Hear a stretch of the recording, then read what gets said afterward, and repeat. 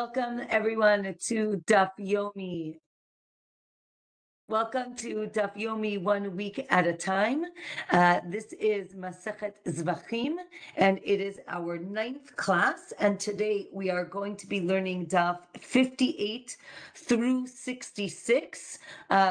Just the first part of 66. We're going to finish the chapter, and then next week, Bezrat Hashem, next Wednesday, we will begin on the middle of Daf 66. So. Today we're going to discuss a lot about the Mizbeach, the altar, in the Beit HaMikdash. So first of all, I want to, hold on 1 minute. I'm going to open, we have a lot of pictures today. Unfortunately, I didn't have a chance to crop all the pictures, so I apologize. Usually they're cleaner, but these are all from the Art Scroll, Gemara. So I thank the Art Scroll very much. But before we start with that, I want to look at our Beit HaMikdash. I am going to rotate it. I'm sorry, but for me, it's like very important that north is on the top.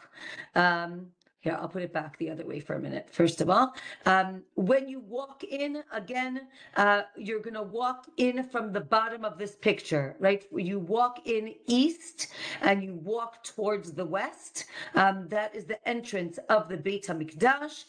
You go up the 15 stairs that are here in the middle. So I can make it a little bit bigger. Okay, right here are the 15 stairs, and then you get to what's called the outer Mizbeach, the outer altar. We're going to talk a lot about this today. And if you continue to the other side of the altar, you have the entrance into the sanctuary, into the Kodesh, right? You can see here, Kodesh, and then Kodesh HaKodeshim. So this is the building, the Heichal, and this is what we call the Azara, right? The courtyard. So we're going to talk a lot about the placement of the Mizbeach and where it was in relation to the Heichal, to the entrance of the Beit HaMikdash. Right now, west is on the top, okay? North is to the right, and south is to the left, right? So if you were standing, this is the way you walk into the Beit HaMikdash. But in terms of north, south, east, west, right now, this would be, right, north is on the top. As you can see, north is on the top, south is at the bottom. We're going to discuss the position of this Mizbeach and how centered it was in relation to the building. So that is our discussion right now. First, the Mishnah is going to tell us on Daf 58, if someone slaughtered Kodshe Kachim. Remember again, we have sanctified we have korbanot, sacrifices, and they needed to be sacrificed on the north of the Mizbeach. You remember we discussed what is the north. These are the rings. You see the rings on the floor. Those are the semicircles. That's where the animal was slaughtered. However, the Mishnah tells us that if you slaughtered the animal at the top of the Mizbeach, meaning on the top of the altar, it's as if it is in the north and it is valid, or no, maybe it's only from the middle of the altar to the north would be considered north. The middle of the altar to the south would be considered south. Okay, so those are two different opinions. And the Gemara is going to discuss what these opinions are all about. Right, so the Gemara says, Rabbi Yossi, which was the first opinion, says that the entire altar, the entire Mizbeach, was in the northern section of the Azara. So again, if you look at our picture right here, if you cut the courtyard in half, and call it right north and south, one opinion would be that the entire Mizbeach, this square here, would be on the northern half of the courtyard. And Rabbi Yossi, but Rabbi Yehuda says, no, it's half and half. And we're going to discuss it. We're going to discuss that in a minute. Now, everyone agrees that you can't slaughter the animal on the ground opposite the Mizbeach. So then the Gemara says, what does that mean on the ground opposite the Mizbeach? What does that mean? One opinion is, right, that, it means that you can't slaughter it under the Mizbeach, meaning there is no north sanctity to the ground that's under the Mizbeach. But the Gemara says, wait a minute. The Mizbeach itself needs to be on the ground. It can't be built on top of something else. Therefore, how could you slaughter under the Mizbeach if there's not allowed to be, right, a basement? So they mean that if there was maybe, instead of the altar being 32 by 32, which is what we know what it is, let's say if it was a little smaller, you can't slaughter in that area where the Mizbeach is. Okay. Then the Gemara tells us that they used to build a secondary pyre on the Mizbeach 4 amot north of the southwest corner. Okay, so you can see here there's a southwest corner, right? That would be this bottom left corner, and there was a fire that was built on this corner. However, it was 4 amot north of the corner. So we're going to see why that is. Now, things taken from inside the Heichal, again, remember the Heichal is the building. So things that were taken inside the Heichal are put on the altar on the closest area that it is to the Heichal. What does this mean? So if you have, right, leftover blood from something that was done inside, it gets put on the southwest corner of the Mizbeach. Something that was, again, right, the frankincense, the livona that was brought from the shulchan, from the table inside the Heichal, was also put on the fire on the southwest corner of the Mizbeach. Okay, so now the Gemara is going to ask, where is the Mizbeach? Now, we're going to have a lot of pictures, but again, here we have, again, the top is north, the bottom is south. On the left, you have the Heichal, again, the building. The opening to the Heichal was 10 amot. One second, I just want to show you, let me just go back 1 second, because I want to show you that there's actually 2 doorways. Okay, there's this. Can you see my mouse? Okay, so there's this doorway, which is into the Kodesh, into the sanctuary, but there's also this doorway, which was a wider doorway. We're going to see that the inner doorway was in the middle of the outer doorway. Why is that important? Because now we have, here you can see the 2 doorways. This one is 10 amot, the outer one is 20, and now we have the altar. Now the line, there's a dotted line. One of them signifies north and south, and that cuts through the middle of the inner doorway. Then we have the second dotted line is the drawn from the bottom entrance, right? Basically the southern wall, the corner of the wall. So we want to make sure that the altar is going to be facing the doorway of the Heichal. Now the Gemara says, right, and sorry, I just want to say one more thing. It's important to recognize that this conversation is happening after the destruction of the temple, meaning it would be lovely if this conversation was happening when we had the Beit HaMikdash, because then they would be like, okay, let's go on a field trip and let's go look where the Mizbeach is. But this is all happening after the destruction of the temple. So this is all going to be, I would say, based on logical proofs or based on verses.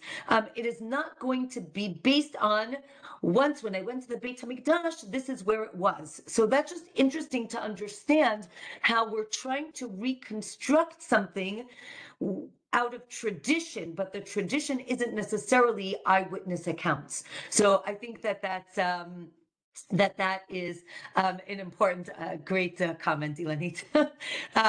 Okay, so one opinion is, now the Gemara says, if the whole Mizbeach was in the south, then you would, okay, remember, if the whole Mizbeach would be on the south, then you would have to put, remember we said that there was a pyre on the southwest corner, 4 amot up from the corner, up being north. Now, because again, it has to be opposite the entrance. If the whole altar is to the south of, again, the southern half of the courtyard, it wouldn't work because it would actually have to be 27 amot above the corner. Right, so basically we're going to go through a lot of math to look at where the pyre needs to be in order for it to be opposite the entrance, right? So if here's the southwest corner, in order for it to be opposite the entrance, it would have to be 27 amot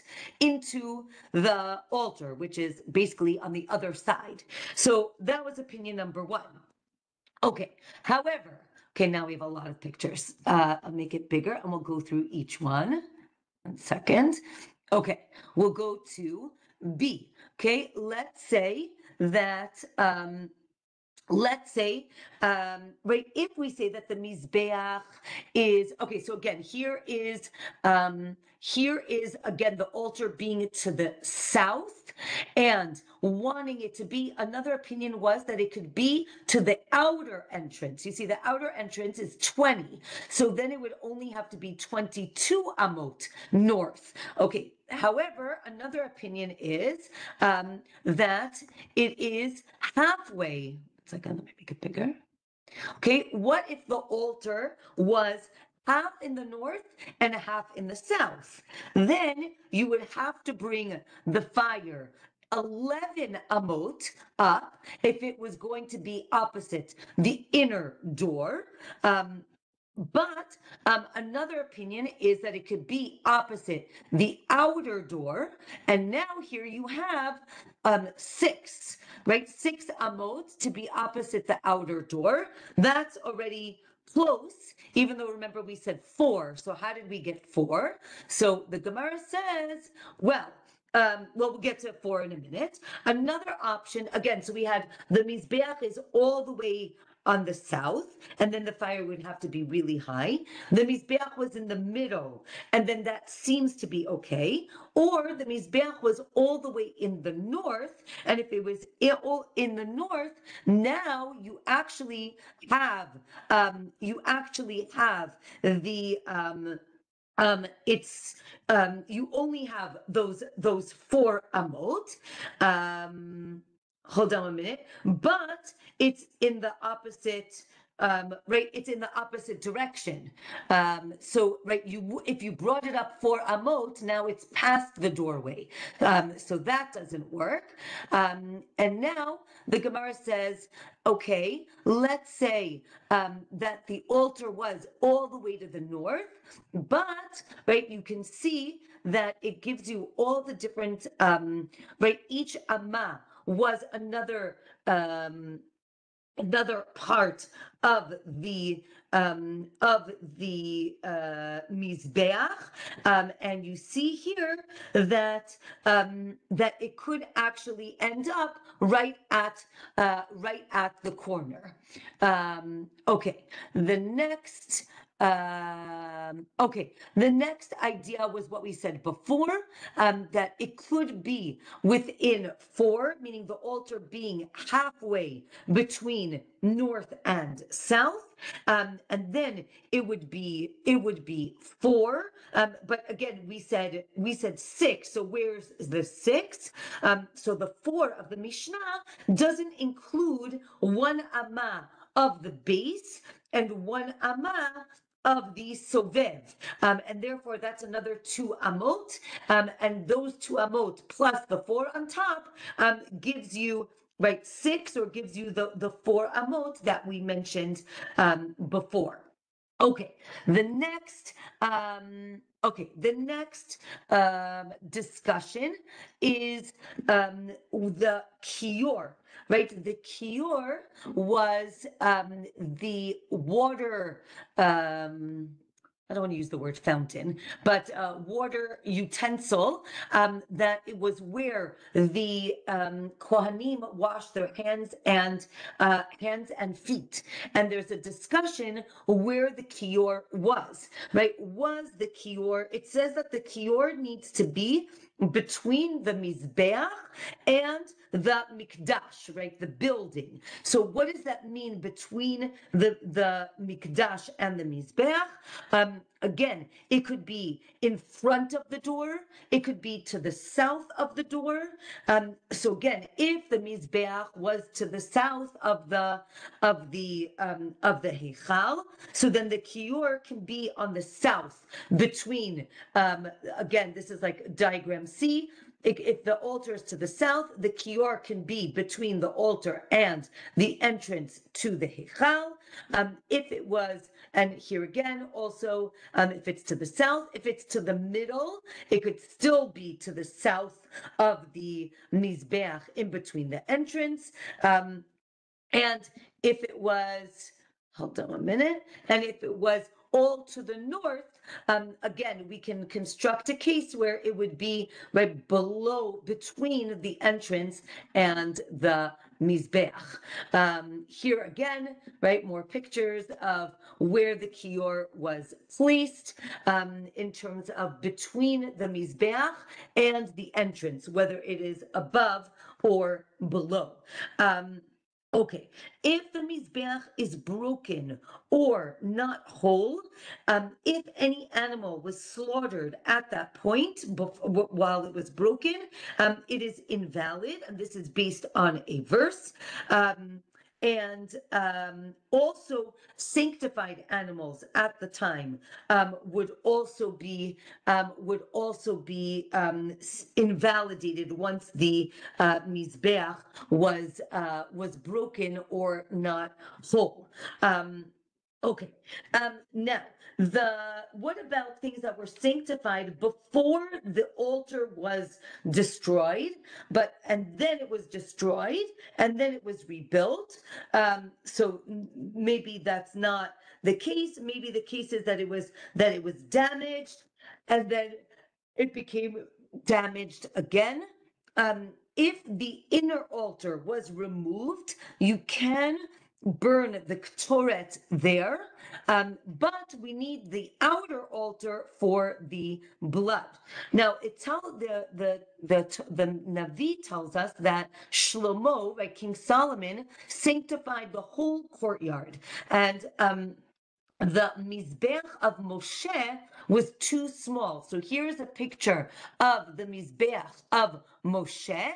Right, it is very small compared to our big one. If you remember, our big one is 32 by 32.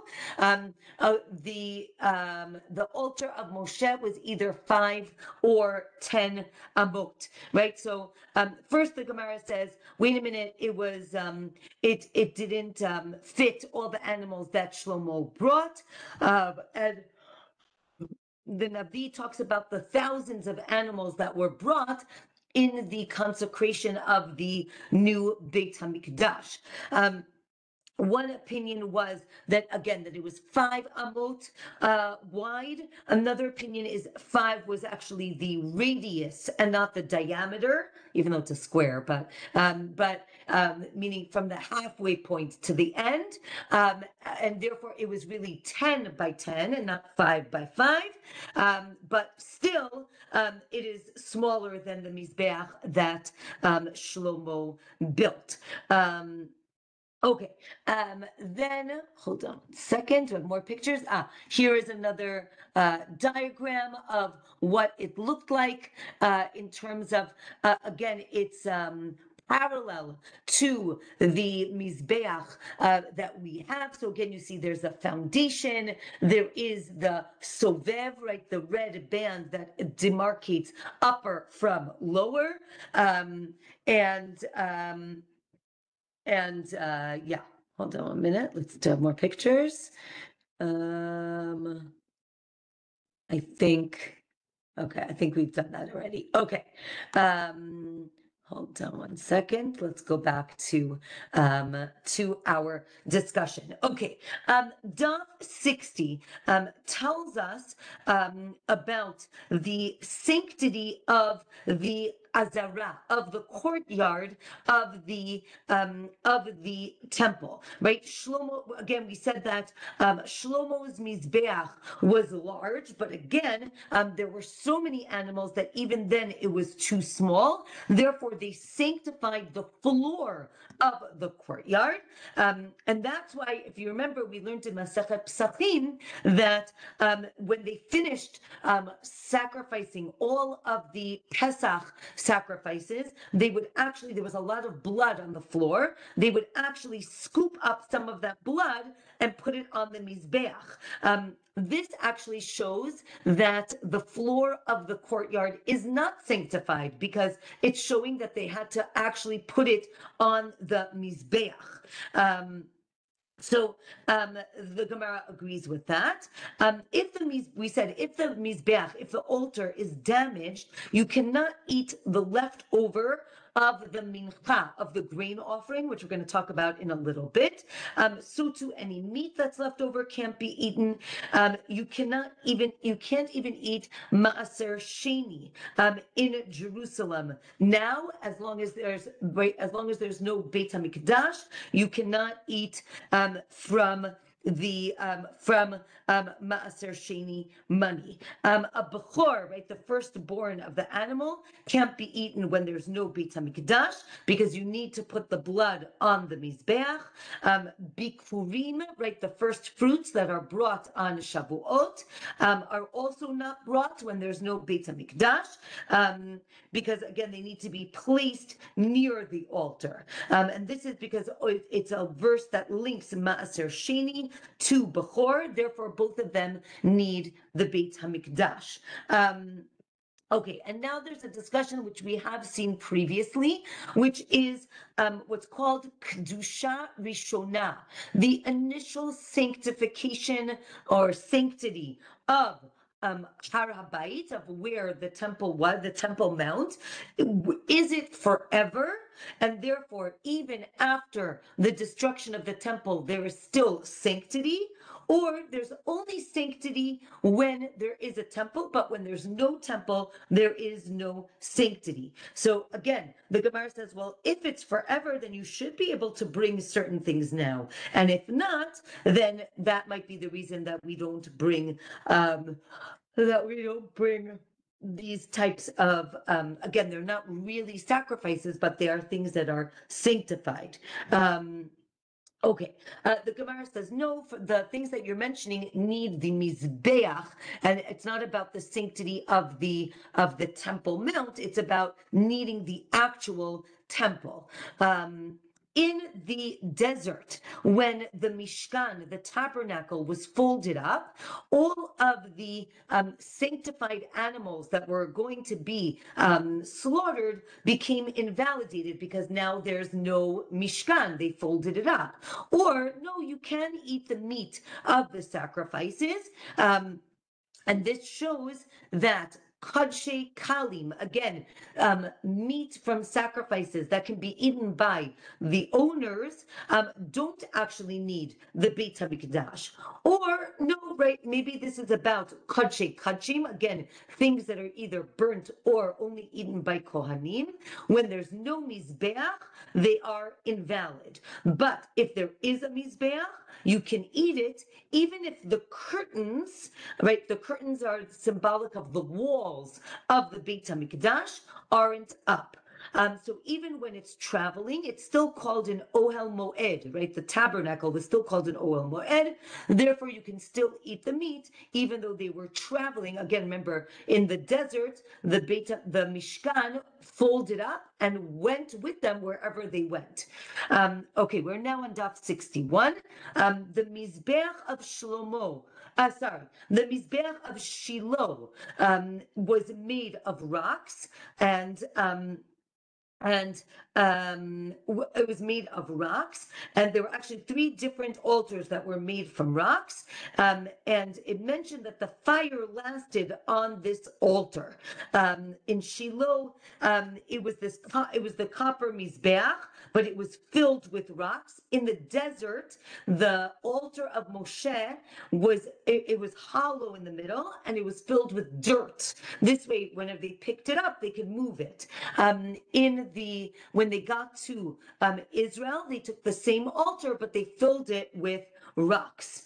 The fire of Moshe's Mizbeach went and lit the rock Mizbeach of Shiloh, or maybe it went back and forth.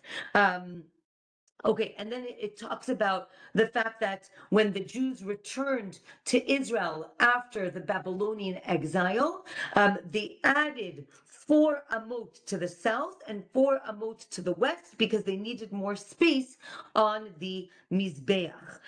In the first Beit HaMikdash, the fire came from the sky. In the second Beit HaMikdash, they needed more room because the fire was actually lit on the top of the Mizbeach. Okay, the Daf 62, they knew where to build the Beit HaMikdash in Shivat Zion when they came back from the exile, but they didn't know where to put the Mizbeach. Again, the same conversation. They knew where the temple was, but they didn't know exactly where to put the Mizbeach. And then they had a vision, or they saw the ashes of the ram that was burnt at the Akedah, at the binding of Yitzchak. They saw where that was burnt, or they smelled the ketoret everywhere except for in a certain spot. And in that certain spot, they smelt like barbecue, right? Like the burning of meat, and they realized, this is the spot where the Mizbeach goes. Or another opinion is that there were 3 prophets that testified where the Mizbeach should be: Chagai, Zechariah, and Malachi, who were the prophets of the time. And they prophesize where it should go. There are 4 essential aspects to the Mizbeach.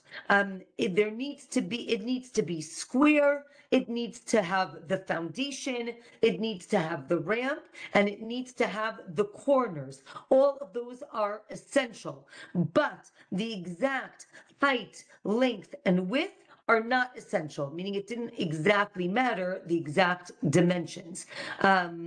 And there was a story that once there was a damage done to the Mizbeach, and they fixed it with salt. And if you guys remember, this is taking us back probably 5 years ago. In Masechet Sukkah, we have the story of a tzduki, right, a Sadducee, who didn't believe that you should pour water on the Mizbeach, and he actually on Sukkot, right, we have Nisuch HaMayim, the ceremony with the water, and the Kohen, who is a tzduki, right, he was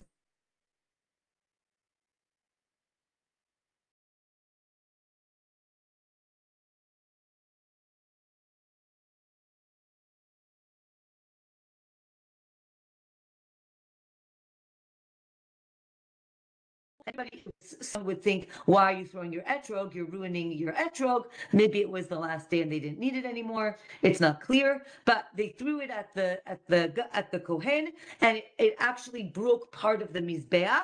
So they fixed the Mizbeach with the salt. But so the Gemara is like, oh, so that shows you can fix it. The Gemara says, no, they fixed it so it should look nice, but once it's broken, you can't put any sacrifices on top of it. Okay, 1 second.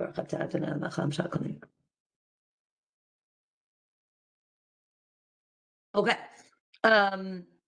Next. Okay.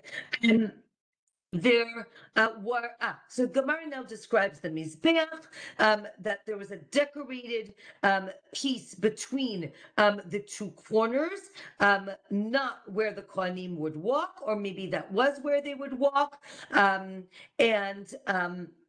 again, the Moshe's Mizbeach was 5 by 5, and the fire was 1 by 1, because the rest needed to be corners.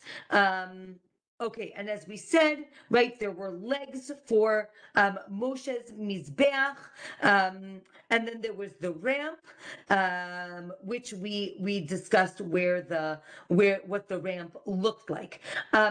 The ramp always needed to be to the south, because when you go up, you turn right, which is to the east.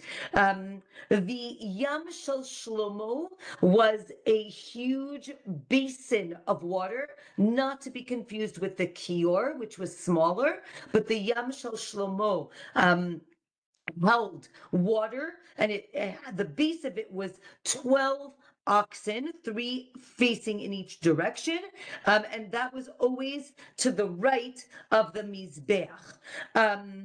Okay, the airspace between there was airspace between the ramp when you walked up the ramp and the actual Mizbeach. Because the verse talks about throwing the blood and the meat onto the Mizbeach. Therefore, they said there needed to be a little space between the ramp and the Mizbeach. Okay, next, there were 2 minor ramps that went off the main ramp. One went to the Sovev, which was, again, that on the top half of the Mizbeach, it was a lower ledge. The other one went down to the Yisod. And then, again, you needed to be able to walk around the whole Mizbeach. And that's it for the Mizbeach. Okay, let's go on to different sacrifices. We did animal sacrifices. Now let's talk about grain sacrifices. The grain sacrifice is called a mincha. Mincha or menachot in plural, right? The next masachet is masachet menachot. So the Mishnah tells us on Daf 63, menachot. What do you do? You take. We'll talk about the different types, and basically, it was grain, wheat, that was usually mixed with oil and frankincense, and then you would take a handful. A handful is called a kmitza. Okay, kmitza. So you can do now. Kmitza is like similar to shchit.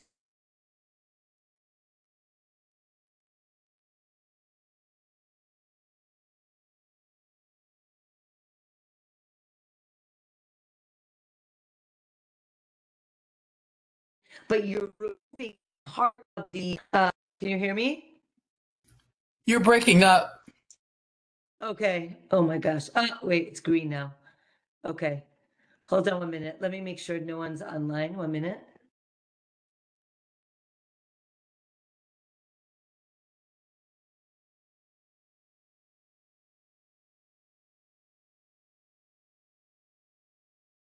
Maybe you could back up and get a running start because it was incomprehensible. Okay. Okay. Let's go back to the mincha. Can you hear me now? Yes, yes. Okay, the mincha. We said that mincha, you take a handful of the grain. That handful is going to be placed on the altar. The kmitza, that's what it's called, the kmitza can be done anywhere in the courtyard. And the leftovers of the grain is eaten by the kohanim in the courtyard, by male kohanim on the same day till midnight. So the Gemara tells us you can do kmitza even in the heichal, meaning in the sanctuary. And another opinion is that it has to be done where the Israelites can stand. Again, the question is, the mincha is like padshim, meaning it is only eaten by kohanim. Therefore, you might think that it has to be done in the north, like the other animals. We say no. Therefore, the verse teaches us that it can be done everywhere. Right? We can't compare it to a regular sacrifice because it doesn't have blood and it doesn't have meat. Right? It's different. Okay. If the Beit HaMikdash was under attack, priests can still eat the kodshim. And let's say the priests felt unsafe and they go into the building, into the sanctuary, they can eat the kodshim, the sacrificial meat, inside, in the sanctuary. Maybe you thought that that's not really proper to eat it inside because it's like eating it in God's house. The Gemara says, no, they can actually eat it inside. Okay, now we're going to move on to the bird offering. The bird offering, we have two. We have the chatat ha'of, which is the sin offering that's a bird, and we have olat ha'of, which is the burnt offering of the bird. They are done, I would say, almost like opposites. So the chatat ha'of is done on the southwest corner of the Mizbeach. Now, okay, this is the place that it was done. So now the Gemara says that there are three things that are done on the southwest corner, three below the line and three above the line. Three below the line are chatat ha'of, which is what we're talking about, and what's called hagasha. Hagasha is when you touch a certain sacrifice to the wall, which is going to be the mincha, right, the grain offering, and the shiraim, the leftover blood, is spilt on the southwest corner of the Mizbeach. Those are the three things below. Three things above is the libations, the nesachim of wine and water were poured on the top of the Mizbeach in the southwest corner.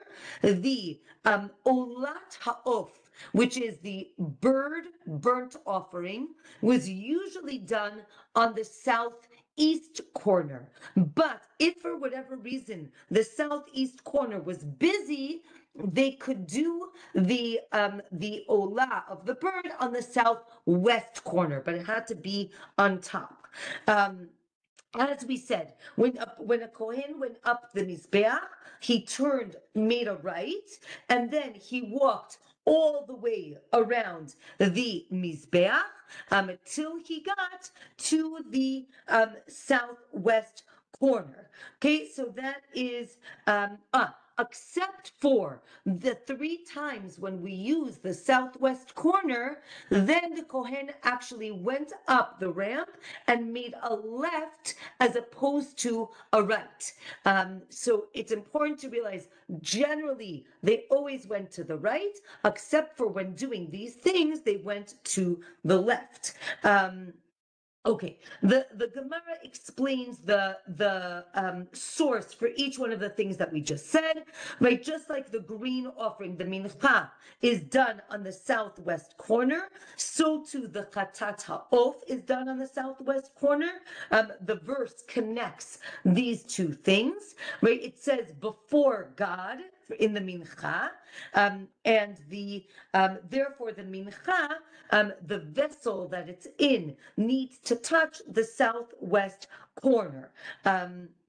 Again, before God means on the western side of the Mizbeach, because if you remember, that's what's facing the building, right? The sanctuary. But it also has to be on the south, therefore it's the southwest corner. Okay, the bird is killed or slaughtered in a specific way, exactly, called milika. Okay, milika is like shchita, but it was only done for a bird, and it was only done in the Beit HaMikdash. So that's something that we have to remember, and it was done on the southwest corner for the chatat ha'of, the sin offering that was a bird. Okay, Daf 64 tells us that, remember we said you make a left if you're doing specific things on that corner, right? The wine and the water, you don't want them to get ruined by walking all the way around the Mizbeach because it's very smoky on there. Therefore, you make a left. The same thing with the bird. You don't want it to die of smoke inhalation, and therefore you're going to make a left and put and do what you need to do on the southwest corner. Okay, next Mishnah is the Chatat. Okay, so we're continuing with the Chatat Ha'of. You do Milika, exactly as Aliza just did, right? You hold the bird. You do it from the back, even though Shchita, right, is done from the front. This is done from the back, but for the Chatat Ha'of, you do not separate the head from the body. You just kind of pierce or cut through the vessels. Then you sprinkle the blood onto the Mizbeach. Then, not to be too graphic, but you squeeze the rest of the blood from the body of the bird onto the foundation, the yisod, the foundation of the mizbeach, and then the whole bird is given to the kohen.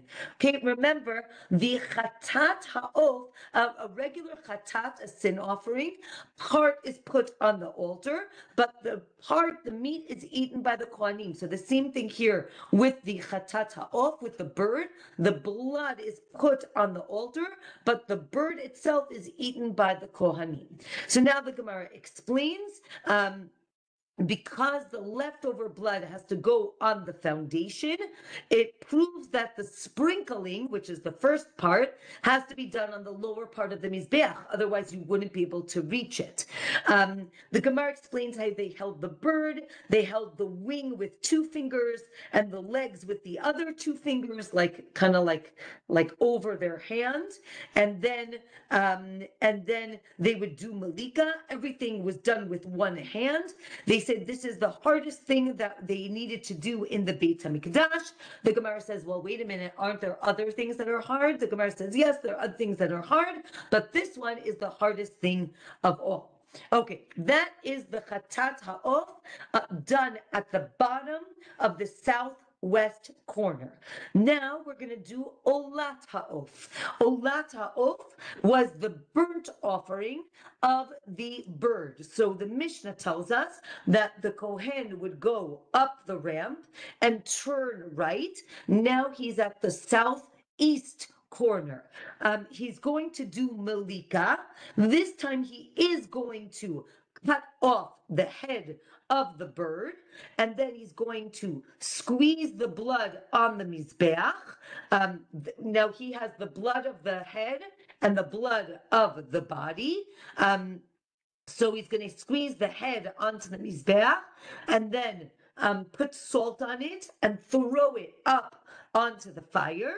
Then he's going to pull out the feathers and what's called the crop, the esophagus and the crop. It's basically like basically the digestive tract of the bird.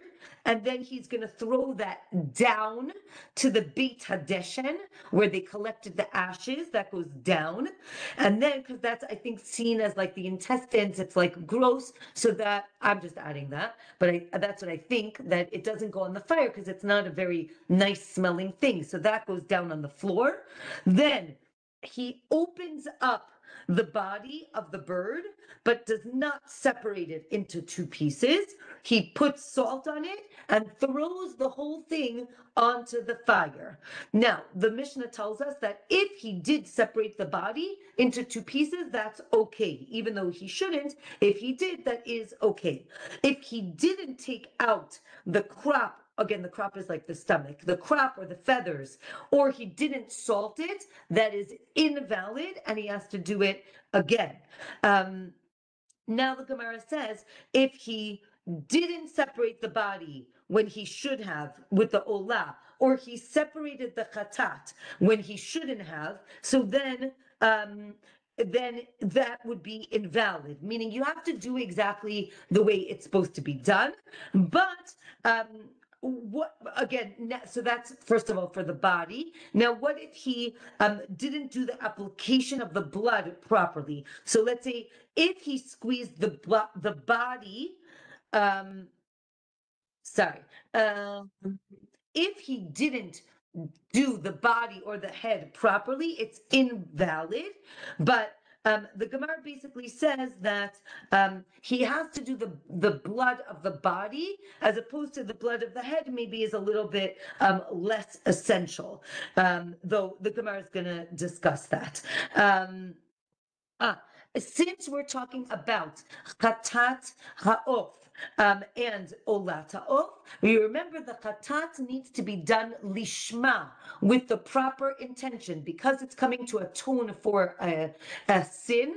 You have to do it with the proper intention. Therefore, if you did malika, which is like shchita, without proper intention, or you did the blood without proper intention, it is invalid for the chatat, but for the olah, it's valid. Remember we said another korban is fine if you didn't do it for its purpose, but a chatat needs to be done intentionally.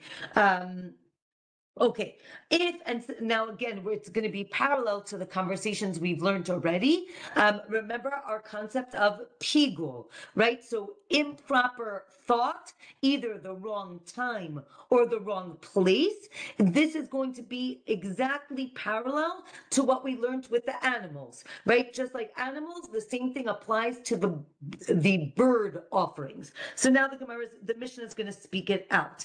If you had improper thoughts during malika or doing mitzah, which is like squeezing the blood, again, if it's you had in mind to eat the meat at the wrong place, it's invalid, but you don't get karet. If you had in mind the wrong time, so then it becomes pigul and you get karet. Again, parallel to the animal sacrifices. If malika was done without any intent, what we call stam, and then squeezing the blood had pigul thoughts, that becomes pigul. If malika, you thought the wrong place, and mitzah, squeezing the blood, wrong time, that's not pigul. Remember, they don't combine. Daf 65.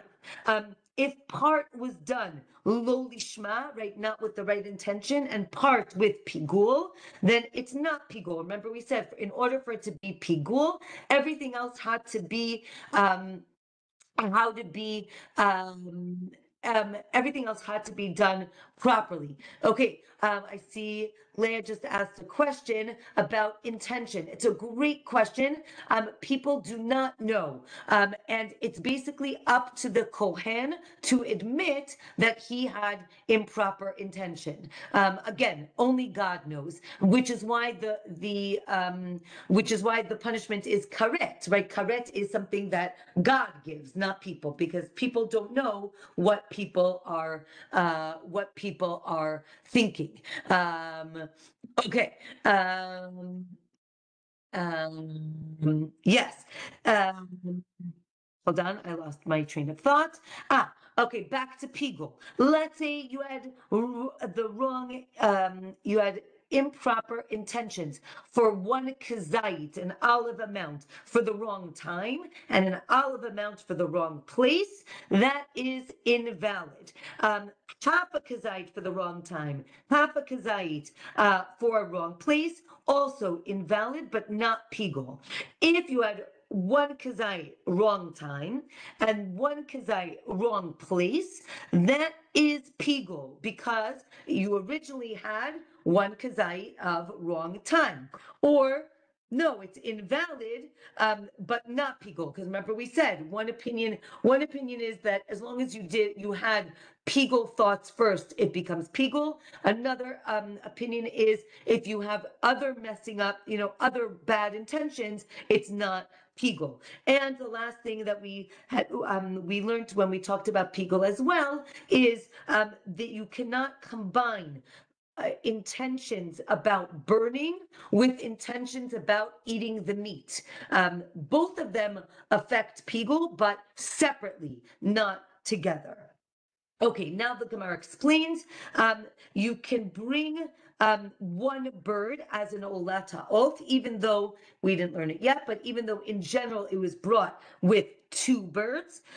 Malika is done only by a kohen, even though if you remember, shchita for an animal can be done by anyone. But because Malika is done so close to the Mizbeach, it has to be done by a kohen. For Olat Ha'of, Malika has to be done at the top of the Mizbeach.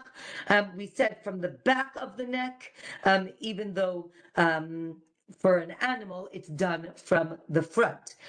We said you have to burn the head and the body separately for the Olat Ha'of, and all the blood is on the upper wall of the Mizbeach, right? We said that you go up the ramp and you make a right.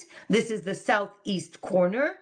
And then we said you do Malika, separate the head, squeeze the body, and you can do it within 1 amma of the corner of the altar, or no, you actually have to put it on the top of that corner. You have to pull out the esophagus and the stomach. One opinion is you have to do it by hand. Another opinion is you can do it with a knife. You have to open the body, again, by hand, not with a knife. It's actually learned from Shimshon. Next, the machloket, there's a machloket if you separated the head from the body, is it invalid? Again, this is based on if squeezing the blood is essential to putting it on the Mizbeach. The Gemara says no. Everyone agrees that squeezing out the blood is parallel to pouring out the leftover blood on the Mizbeach, right? This is like what's left.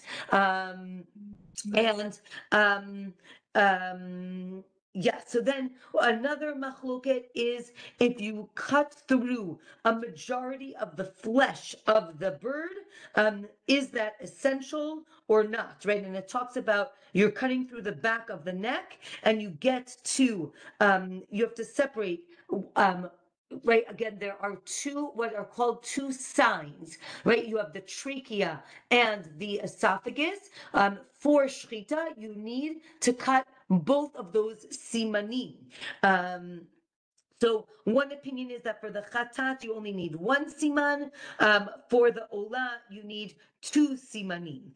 And the Gemara, this chapter concludes by telling us that the blood of the body of the bird is essential, but not the blood of the head. And therefore, if you mess up the head, that's okay, but not the body. Again, the body has most of the blood, therefore that is the essential part of the sacrifice. And with that, we finish the 6th chapter of Masechet Zevachim, and Be'ezrat Hashem, we will pick it up next week on Wednesday, Be'ezrat Hashem. We have a few more minutes if anybody has Any questions? Yes. About 45, who's got it? I don't know. I have About a 40. question. Okay, go ahead. Sorry. My question is, it's so interesting because it seems like sometimes like the high priest sometimes had to be kept awake or have stories read to him on Yom Kippur because he was so like ignorant. And yet at the same time, these guys are going up there and they're being exposed to karet if they don't have the proper intention, which nobody really can know except them and God. And it's interesting, the contrast to me. Yeah, interesting. Okay, so I think it's two different things. I think you're right. Meaning, in Masechet Yoma we talk about two things. One is keeping the Kohen up all night, and that was just to make sure that he would remain pure. Another thing was that he spent a week learning everything because the Gemara talks about sometimes they were so ignorant. So I think you were correct about the fact that sometimes the Kohanim were very ignorant. I think it's interesting that I think it was more about the service of Yom Kippur because it was done once a year and only by the Kohen Gadol. So if you weren't the Kohen Gadol, you maybe didn't know how to do it. I think that these things that we've discussed were daily activities. So if you were a priest and you had a shift in the Beit HaMikdash, I think the assumption was you knew how to do it. Maybe not the difficult things like Malika and things like that, that maybe you had to be, trained especially, but you're right in terms of intention. That I think was very important, right? And as you know, right, since we've been learning this Masechet, we realize all the details that went into every single service of the Beit HaMikdash. So there were a lot of details, and they did have to know a lot. So I agree that I don't think that you could be ignorant and work in the Beit HaMikdash, but they needed to train for a long time. So I yeah, just think, yeah, the mental discipline required and the training is just pretty astounding to me. Anyway, thank you, Rabbanit. my pleasure. My pleasure. Yes, Okay, Aliza. about 50 minutes ago, there was a picture of the Mizbeach, and it looked to me, which is contrary to what I thought, that there were two handles on it. Was there a top part that could be lifted off with the two handles? Okay, so that is here. I'll show that picture again for a second. That is in the desert when they would they traveled. So it is not. It is one solid piece, but this had two poles so that they could carry the mizbeach. But that's only in the Mishkan. That's only in the tabernacle. In the Beit HaMikdash, there was, right, the Mizbeach is just a big square, right? That's what I thought. Yeah. Yeah, here. Just a big square, and it's very large, right? 32 amma is very large. So yes or no? Did it come off or not? No, one piece. Never. Everything is one piece. Okay. Yeah. One piece. Okay. Yeah. Thank you. My pleasure. Yes, and that's the big altar, the big external altar that had a change to it. But those inside more holy furnishings that had to be carried by poles retained that same design. And even in the first temple, when they had the ark, that said that the poles were never to be removed, and they weren't, and they would prove it because you could see them sticking out. And so the golden altar had a way to be carried as well, and the table, correct, had a way to be carried. Yeah, all of them. Yes, correct. Meaning And these they weren't carrying them through the desert at that time, but No, they retained correct. that particular design. They were also the same ones, meaning the inner kelim, the inner vessels were the original vessels that were used in the Mishkan. Even though, if you remember, we learned that when Shlomo HaMelech built the Beit HaMikdash, he actually built multiple tables and multiple menorot, but they were just for show, meaning the original menorah of Moshe and the original shulchan table of Moshe were the ones that were used. The only unique thing is the Mizbeach, the outer Mizbeach, was completely redone just because of the size, the amount of sacrifices that were brought, because the Beit HaMikdash was so big, the people were so many, that was the only thing that was redone. Yes, everything else was original till it was taken away. How did they carry the menorah? Also poles, right? Where That's were the the poles? picture in the Arc de Triomphe. No, there's a picture of them carrying the menorah. Well, All that of them had poles. I think that was just Titus's Titus. the menorah was covered with special colored coverings, and it was carried, but it didn't have any fixtures on the sides whereby you would put poles in. It was not carried by poles. I think you're seeing in Rome, you're seeing on the frieze, you're seeing how it was transported, but that's not how we would have transported the menorah. Well, Interesting. there's such a question about it because we don't even actually know what the menorah really looked like. That's So true. the Rambam says one thing, another. So I think that it's, I mean, you carry the menorah carefully, but how exactly you carried it, I don't know. Yeah. Yeah, I ask another one? it's a good question because definitely. Wait, I'm looking to see if it. I don't recall there ever being a description of poles being put on Correct. the I agree menorah. with you. No. I agree Not for with the you. menorah. Yeah, No, I agree with you. just for the Correct. What ark. do you mean? What do you mean, guys? Correct. You don't know what it looked like. It looked like a plant that grows in Israel. And one of these days I'll try to show you. I did a whole presentation on that. It's Well, actually a machloket. We have a machloket if the branches were rounded or pointy. There's a machloket in different. There are two different opinions on what it looked like. So Interesting. Naturally.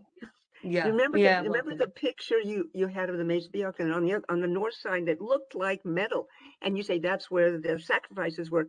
That's where they looked to me like that's where they were tied, so that there was no loss of time, and because they Yes. looked like Not something that tied. would anchor a cow, you know. They or- actually, it was these loops where Yeah, they put loop. the head of the animal in to hold Oh, the it was animal big. down so that they could slaughter it easy, because they had to slaughter it and catch the blood. So it was okay. actually, because you couldn't tie Yeah, right, the animal if it was sanctified. So it's a good question. I don't know how it was led, I guess gently, but it was put actually like the head into those like loops know or what they were. rings. Yeah, Rings. They're called actually, rings. Yeah. if you go to the Temple Rings, Institute, correct.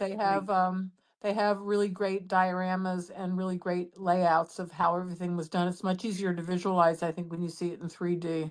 Exactly. Right. The Temple Institute in Jerusalem has a lot of pictures. So if you want to look more, you can see. Yeah. So a lot of it is online, so you can see it online.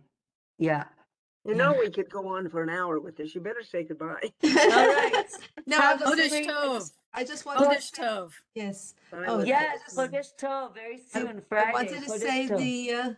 the what do you call the institute? What did you just call it? The Temple Temple Institute. Institute, Machon HaMikdash. Right.